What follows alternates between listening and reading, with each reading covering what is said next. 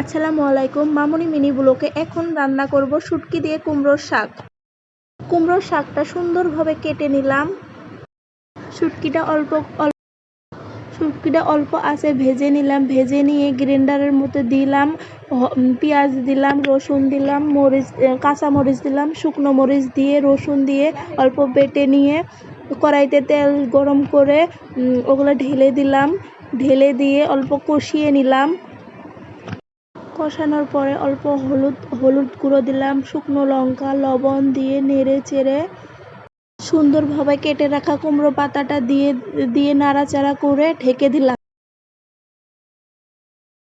অল্প কষিয়ে অল্প ঝোল দিয়ে দিলাম।